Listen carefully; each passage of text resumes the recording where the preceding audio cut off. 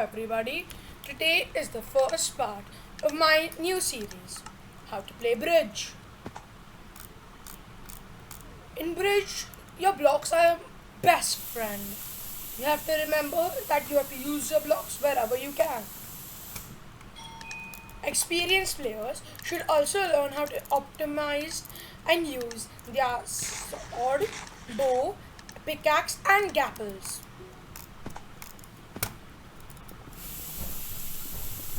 Use, use your blocks to get a high ground advantage, as it will easily let you hit your opponents before they can hit you. It's really useful.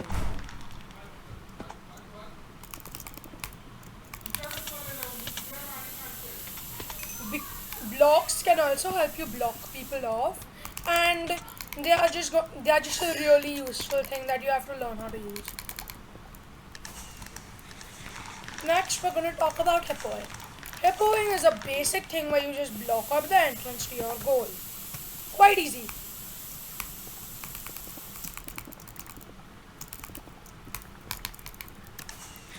Hippoing is really important on some maps like this map, Mr. Cheesy, and on other maps like Tundra, which only have one entrance.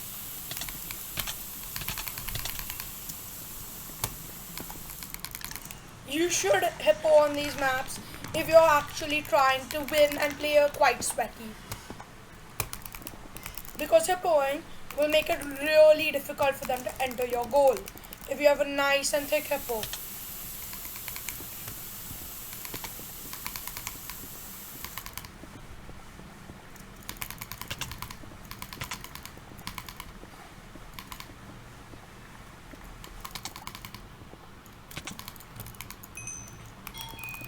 Hippoing will help you. Like in a case like that, it helped me easily block off my opponent's entrance.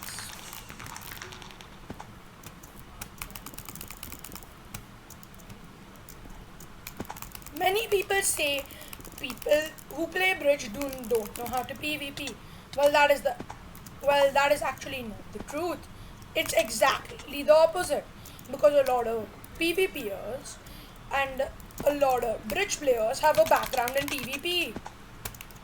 Because PvPing will make you better in fights and when you're trying to defeat your opponent. Next, we're also going to talk about knockback. Knockback is a fundamental aspect of bridge, and once you have got your knockback nailed down, you can survive very long. If you take little to no knockback, it'll be really hard for your opponents to kill you by hitting you off the bridge. This is a really useful thing that most bridge players know as KB control.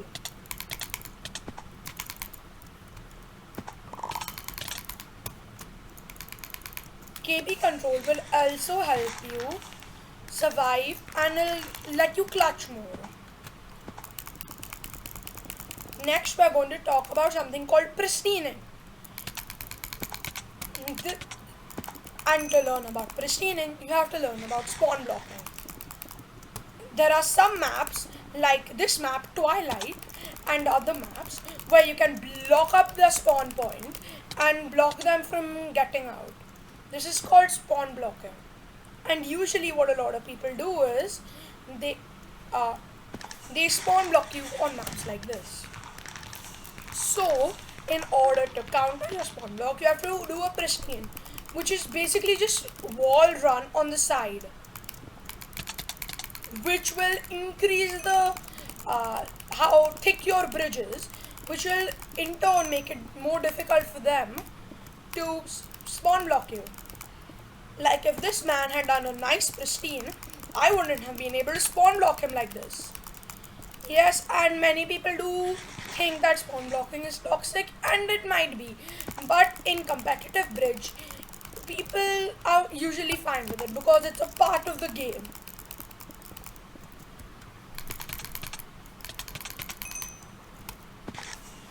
Now, usually you can go around spawn blocks or you can go through them. Which way is faster? That is your choice. You will automatically know things like that when you have game sense. Game sense is basically your feeling about the game. Like how I know that that man was directly going to spawn right there. Uh, Game sense also has things included uh, like I don't know, hippoing and awareness. These things are a part of your game sense, and the only way to improve your game sense is to pay attention and practice. I just wanted to say this video or an infinite number of tutorials will not make you good at bridge. You have to learn how to practice. Like I am a bridge master. I have over 1200 wins. Obviously, I am not the best. There are some people with over tens of thousands of wins, but I'm just trying to help you here. Trying to help you, a bridge non, starting their journey to become one of the best bridge players ever. Now, in bridge, there is also a really good competitive community. There's this Discord called Bridge Scrims. It is basically the competitive community for bridge. In bridge scrims, you can play against the best players and have a fun time.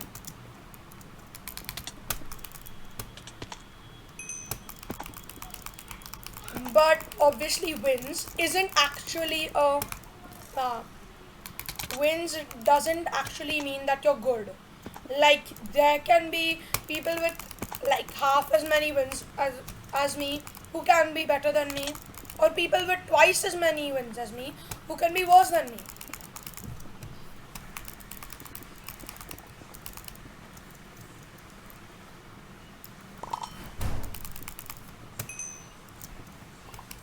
Now, another really good thing to have is your bow, because your bow will let you shoot people down when they are bridging or winging. A bow is kind of like a rod in bridge. It will help you get combos. Most bridge players, when starting the PvP, they bow because, like a rod, it makes the opponent take KB.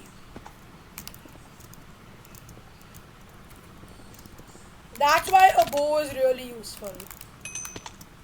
And you have to learn how to use a bow if you ever want to get good at bridge PvP.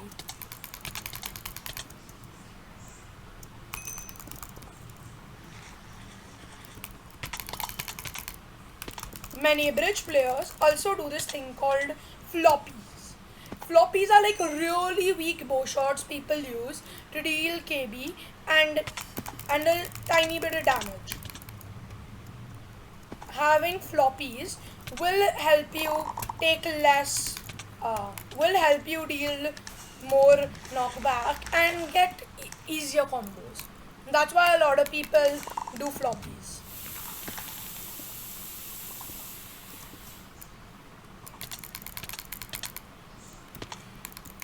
Now, like right there, that man used a bow to combo me. He bowed me, then I took knockback, so he was able to get a combo on me by methods like W tapping or shift tapping. In bridge, you also have to learn how to use low ground and high ground. Like sometimes people can get easier hits on you when they're lower, but if sometimes people are higher, they can deal more knockback. You have to learn how to use it properly. That's something that's really important.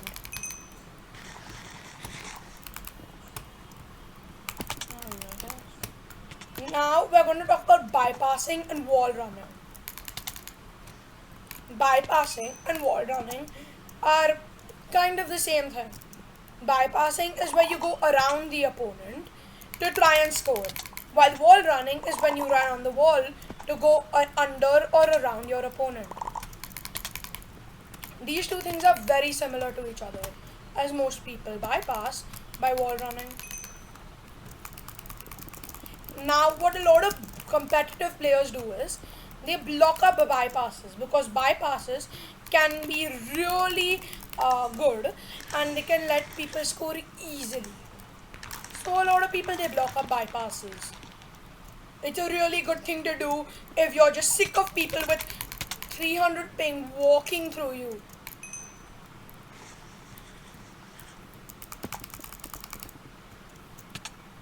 Now, like right there, I wall ran on the wall to get around my opponent and I almost scored. Right, and now, like right now, there, he was just blocking up my bypass.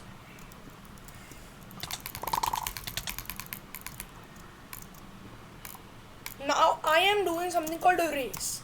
A race is where I'm like racing against that dude to see who can get into the goal first. He didn't void and get back to his base, so he was running it. And he was trying to get there before I was able to get him. To know when to take races and whether you've won or lost a race, that is a matter of game sense.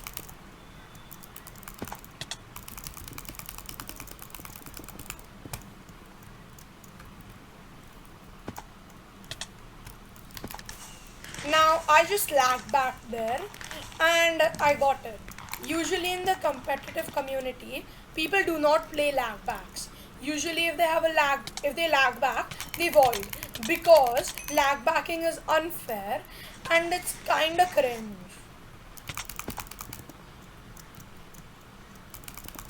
Now I just clutched there and I wall ran and we're racing, and this time he got in before me and he won. Now, thank you guys. This is only the first part. So, remember, I have many more parts after this. So, get ready for my next episode coming sometime soon. Thank you.